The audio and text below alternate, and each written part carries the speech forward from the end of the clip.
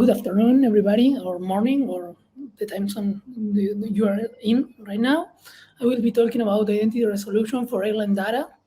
Um, we we are an airline, so we don't specialize in technology right now, but we are starting to take over this in this digital transformation.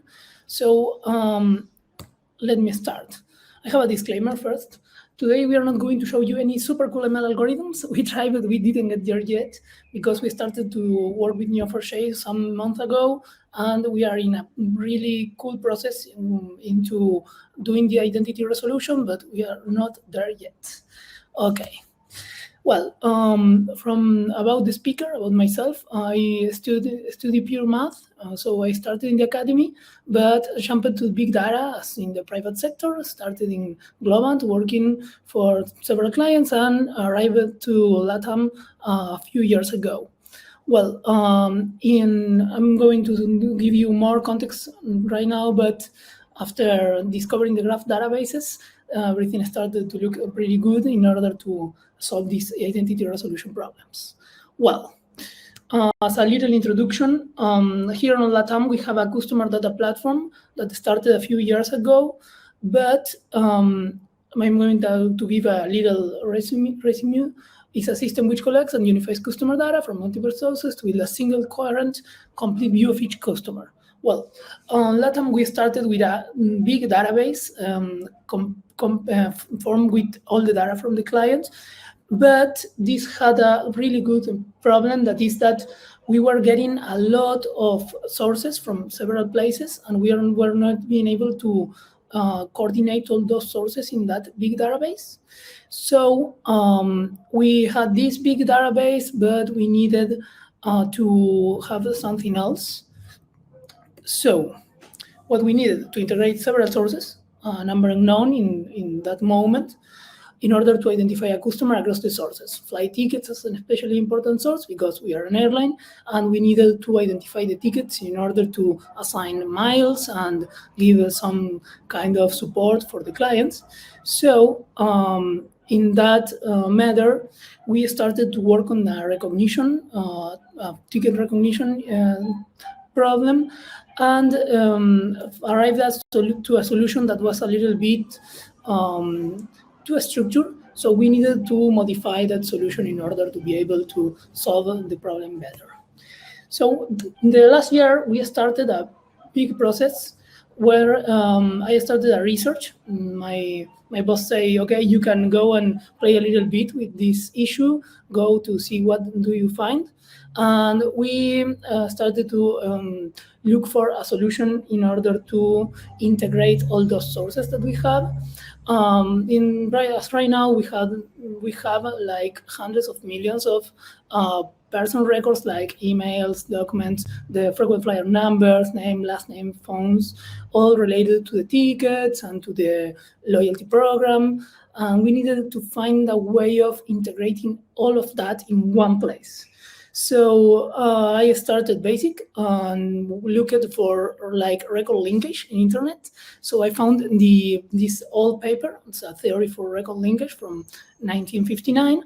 And in that moment, we started to see like a lot of algorithms to relate like complex databases. And the basic of all was the deterministic record linkage. And we say, okay, cool, we can start from there to try to do the entity resolution.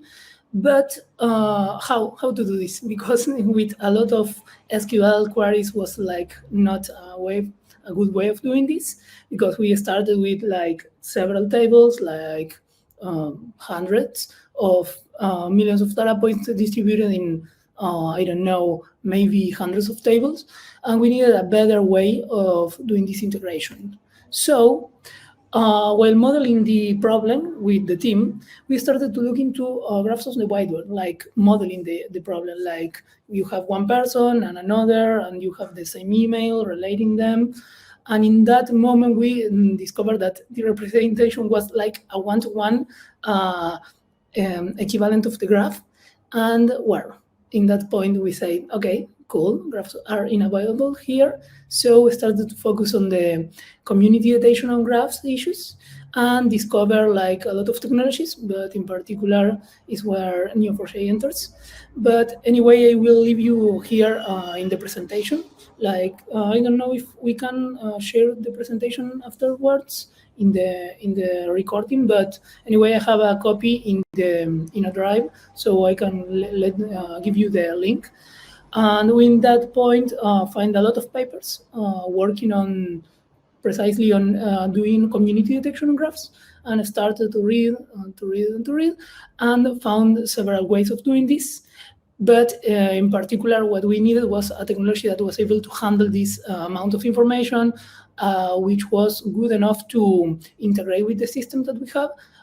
So, well, we started to review several technologies, and Neo4j appeared, and well, we developed a POC last year on trying to integrate those sources, like samples of those, and got a good identification for the tickets.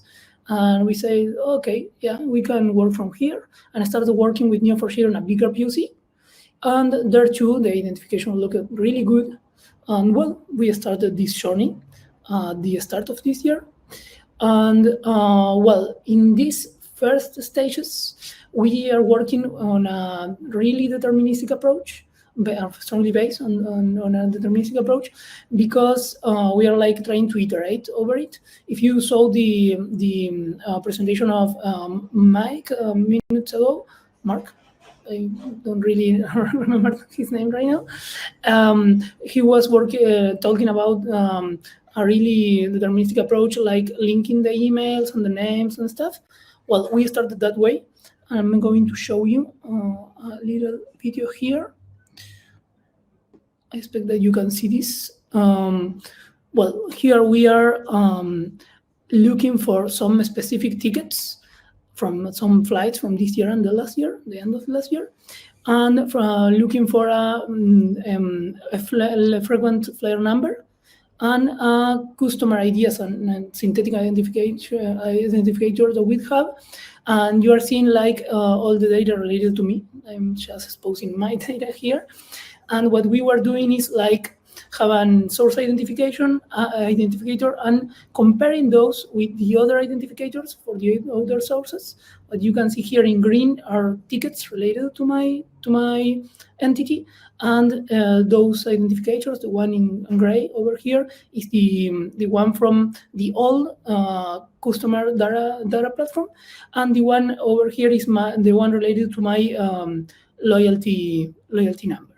So what we start to do here is like start to compare for the different sources and try to verify if they are the same person. So what you can see here is all the data related to my old CDP record, where, sorry, one sec, where in particular I have a passport related, a DNA related, and the language I speak on, my born date, and my name. But if you see, when I start to expand the other nodes, like the tickets one, you can see that I have two names. I have a different name in the ticket and in the registry from the old database. So in this point, you can see that my name appears the same in these both tickets in the right and different in the registry on the left. But anyway, I share the passport between my old database registry and one of the tickets, and my DNA is not shared there, but it's going to appear on another ticket. But as for this example, you can see that I have two names, one with both of the tickets and one with the other registry. And well, like I'm sharing the email and the born date, so our algorithm right now tries to identify if that is enough information in order to start to compare the names. And in the case that it arrives to that conclusion, it compares the names using Sorensen dice. And in the case that the names are over a specific threshold, we say that they are the same entity. So if you can see here, these nodes, this source node related to the old CTP, and the one related to the loyalty program, and the one from one of the tickets, all goes with a compose relation to a node that you can see here, that is the entity node, the one we create when we arrive to an identification of the person, and the other nodes are related to that same entity based on the information that is shared between them. So you can see here an identification of the customer, in that case myself, and well, we are really happy with this result because we were not being able to do such a good identification. So, well, let me see. Well, in this point, we were like really happy with the Neo4j part, but we needed to start doing all the other elements of the architecture that we needed. Like we were having a really big amount of sources, and we needed to consume all of those. So we started to work in this architecture that is able to handle an arbitrary amount of sources and to integrate those data points into Neo4j in order to do the identity resolution. And after that, when we arrive to the entity, we expose that information to a customizable API that I'm going to show you in one sec. And that API let us work with a lot of the internal clients that we are working right now, because we developed this like following a pattern similar to GraphQL. So the different clients that we have internally in LATAM can go to the API and do really different filters over the data. And we are really happy with what we are getting on that situation. So if you give me 1 second, I'm going to stop sharing and share the example that I want to show you. I think I have enough time. 1 sec.